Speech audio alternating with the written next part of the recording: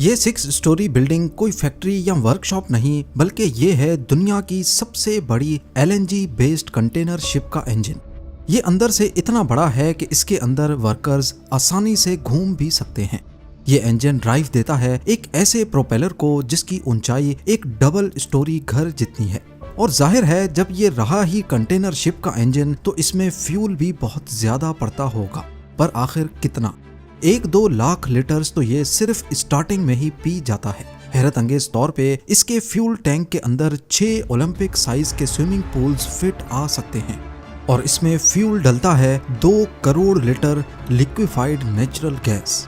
आज आप एक ऐसे मेगा प्रोजेक्ट की कंस्ट्रक्शन के बारे में जानेंगे जिसने लिटरली इंसानी इंजीनियरिंग की हदों को बाकायदा झंझोड़ा है। ज़ेम टीवी की वीडियोस में एक बार फिर से खुशामदीद। नाजरीन, 21वीं सदी चल रही है लेकिन इंटरनेशनल ट्रेड का 90% सामान आज भी समंदर के जरिए ही ट्रांसपोर्ट होता है, फिर चाहे वो सुई जैसी छोटी सी छोटी चीज हो या फिर बड़ी से बड़ी गाड़ी।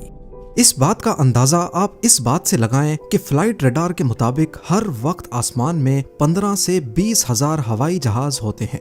और अगर मैरीन ट्रैफिक का जायजा लिया जाए तो इस वक्त जब ये वीडियो बन रही है पूरी दुनिया में हैरत अंगेज तौर पर 3,08,000 कार्गो शिप्स सफर कर रही हैं। इन कार्गो शिप्स की साइज की बात की जाए तो हम इंसान ऑलरेडी बड़ी से बड़ी शिप्स भी बना चुके हैं। इनसे भी बड़ी शिप्स बनाई तो जा सकती हैं, लेकिन फिर वो मेजर कैनाल्स जैसा कि सुइज और पनामा कैनाल से गुजर नहीं सकेंगी। लिहाजा अब कंपटीशन बड़ी शिप्स बनाने का नहीं बल्कि ज्यादा से ज्यादा फ्यूल एफिशिएंट शिप्स बनाने का है। और ऐसा ही कुछ किया French shipping company CMA CGM ने।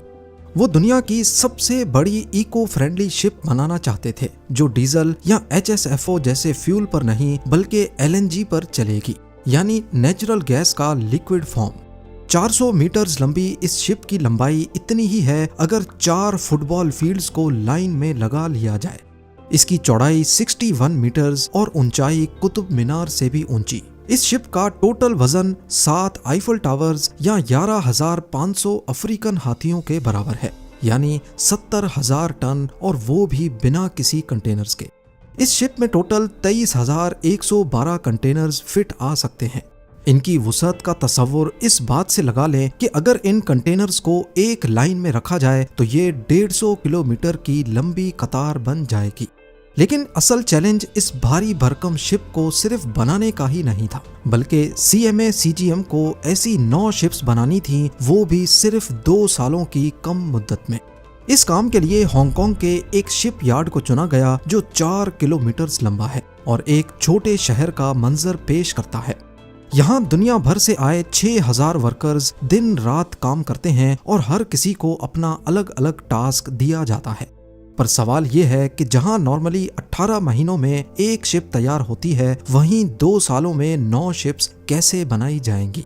इसका सीधा साधा जवाब है कि शिप्स को टुकड़ों टुकड़ों में बनाया जाएगा, जिन्हें ब्लॉक्स कहते हैं। शिप की फाउंडेशन स्टील की शीट्स होती हैं ताकि इन पर जंग ना लग सके। एक शिप के लिए 12,660 स्टील शीट्स की जरूरत थी। इन शीट्स को एक खास लेजर बीम से काटा गया जिसकी गरमाइश 18,000 डिग्री सेल्सियस थी, यानी सूरज के सरफेस टेम्परेचर से 3 टाइम्स ज्यादा। ये लेजर बीम स्टील को ऐसे काटती है जैसे छुरी को मक्खन। एक शिप के लिए कुल 880 किलोमीटर लंबी स्टील की पट्टियां काटी गईं। फिर इन शीट्स को जोड़कर ब्लॉक बनाए गए। ये ब्लॉक्स एक कमरे की साइज से लेकर कई मंजिला बिल्डिंग्स जितने भी ऊंचे हो सकते हैं। और कमाल तो इस बात में है कि इन ब्लॉक्स में पाइप, वायरिंग और दीगर फिटिंग्स पहले से इंस्टॉल की गई हैं। ये बहरी जहाज का पिछला हिस्सा है जो 5 ब्लॉक्स को मिलाकर बनाया गया है। इसका वजन 790 टन यानी 2 ट्रेन इंजन्स के बराबर है। इस हिस्से को सिर्फ लिफ्ट करने के लिए ही 2 जायंट क्रेन्स का इस्तेमाल किया गया। इसे इंतहाई बारीक बीनी से जहाज के पहले से मौजूद ढांचे पर रखा गया। और याद रहे, 1 मिलीमीटर की भी गलती कई महीनों की मेहनत पर पानी फेर सकती है। एक बार जब ब्लॉक्स अपनी जगह पर आ गए तो अब बारी आती है वेल्डिंग के एक ना खत्म होने वाले सिलसिले की। हैरत अंगेज तौर पर एक बहरी जहाज पर टोटल 1250 किलोमीटर लंबी वेल्डिंग की गई। यानी इस वेल्डिंग को अगर एक लाइन में बिछाया जाए तो ये कराची से शुरू होकर लाहौर पर खत्म होगी। वेल्डिंग के बाद हर एक टांके को बारीक बीनी से चेक किया गया, क्योंकि समंदर की बेरहम लहरें जरा सी भी कमजोरी माफ नहीं करती।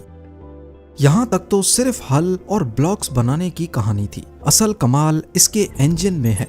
ये जहाज ट्रेडिशनल ऑयल्स और डीजल फ्यूल पर नहीं चलेगा।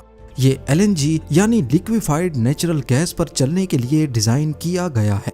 ये एक बहुत बड़ी माहौलियाती जीत है, क्योंकि LNG तेल के मुकाबले में 99% कम सल्फर डाइऑक्साइड, 91% कम एयर पॉल्यूशन और 20% कम कार्बन डाइऑक्साइड रिलीज करती है। ये समंदरी सफर को साफ सुथरा बनाने की तरफ एक बहुत बड़ा कदम है। लेकिन अगर CMA CGM को शिपिंग इंडस्ट्री में ये इनकलाब लाना है तो उन्हें कीमत भी भारी चुकानी पड़ेगी। यहाँ सबसे बड़ा मसला था LNG को लिक्विड फॉर्म में स्टोर करने का, यानी एक ऐसा फ्यूल टैंक जिसमें LNG -161 डिग्री सेल्सियस तक ठंडी ही रहे। अगर ये गर्म हुई या फ्यूल टैंक की इंसुलेशन अच्छी नहीं हुई तो LNG गैस बनकर फैल जाएगी और फिर खेल खत्म। इस बहरी जहाज को एशिया से यूरोप तक का लंबा सफर बगैर रिफ्यूलिंग के तय करना है। इसके लिए जरूरी है कि इसमें LNG फ्यूल टैंक भी बहुत बड़ा बनाया जाए, पर आखिर कितना बड़ा? हैरानकुन तौर पे ये तारीख का सबसे बड़ा LNG फ्यूल टैंक है, जिसका वॉल्यूम 18,000 क्यूबिक मीटर्स है। ये अंदर से इतना बड़ा है कि इसमें 6 ओलंपिक स्विमिंग पूल्स भी फिट आ सकते हैं। कुल मिलाकर इसमें करीब 2 करोड़ लीटर्स LNG भरी जा सकती है। लेकिन असल चैलेंज शिप के अंदर इतना बड़ा फ्यूल टैंक बनाना नहीं, बल्कि इस फ्यूल टैंक को गर्मी से बचाना है। ये ऐसे ही है जैसे शिप के अंदर 6 स्विमिंग पूल्स जितना बड़ा एक जायंट थर्मोस बनाया जाए।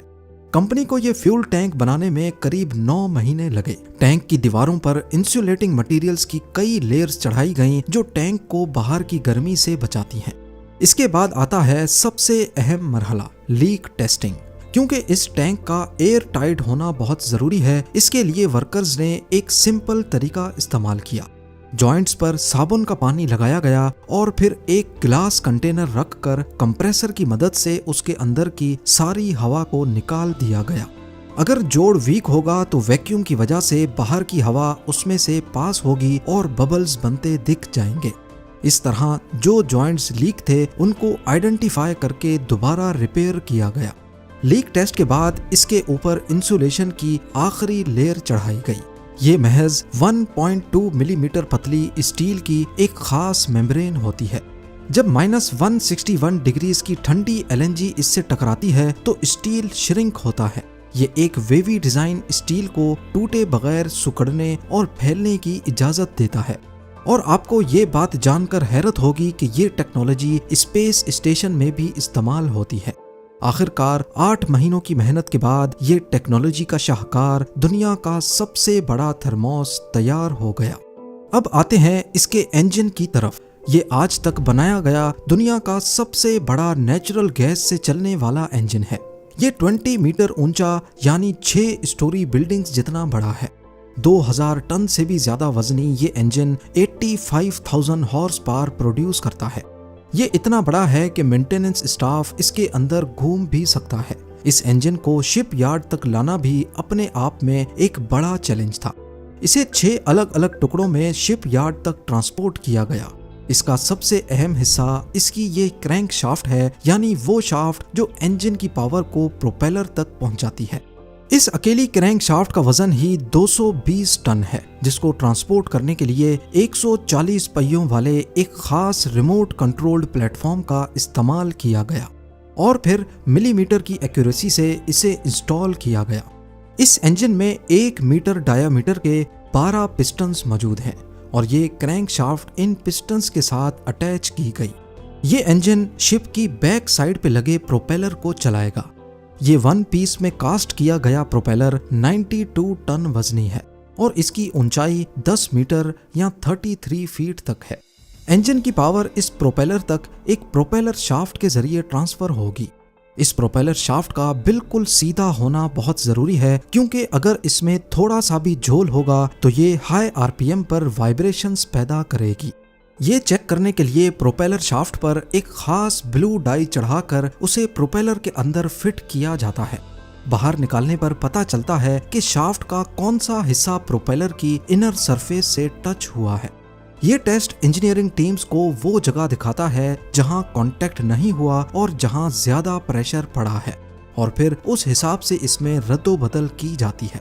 जब जहाज का पूरा स्ट्रक्चर तैयार हो गया तो अब बारी आई इसे समंदरी माहौल से बचाने की, यानी इस पर पेंट करने की।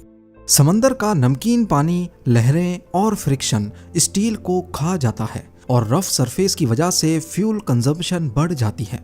इसलिए इस पर एक स्पेशल पेंट किया गया। एक शिप पर करीब 10 लाख लीटर्स पेंट इस्तेमाल हुआ है और टोटल एरिया था 9,50,000 स्क्वायर मीटर्स, यानी आसान अल्फाज में वेटिकन सिटी के एरिया से भी डबल। इसके बाद सबसे ऊंचा और आखिरी ब्लॉक लगाया गया जिसे कमांड ब्रिज कहा जाता है।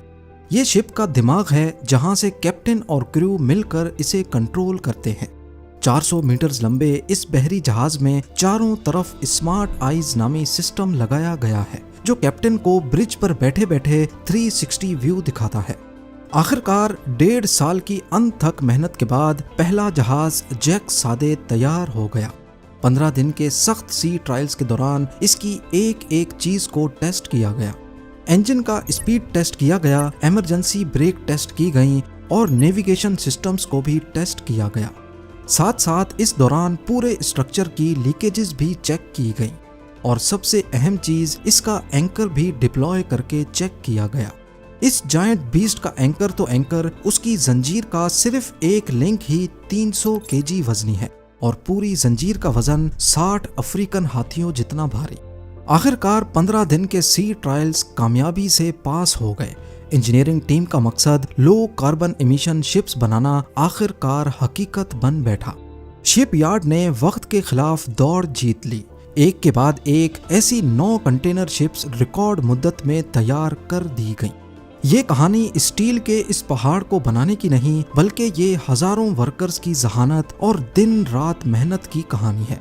ये बहरी जहाज अब दुनिया के समंदरों पर राज करने को तैयार हैं, और वो भी पहले से कहीं ज्यादा साफ सुथरे अंदाज में। ये मेगा शिप्स इस बात का सबूत हैं कि अगर इंसान कुछ करने की ठान ले तो वो स्टील के पहाड़ों को भी बेरहम समंदरों में भी हरकत दे सकता है। उम्मीद है जेम टीवी की ये वीडियो भी आप लोग भरपूर लाइक और शेयर करेंगे। आप लोगों के प्यार भरे कमेंट्स का बेहद शुक्रिया। मिलते हैं अगली शानदार वीडियो में।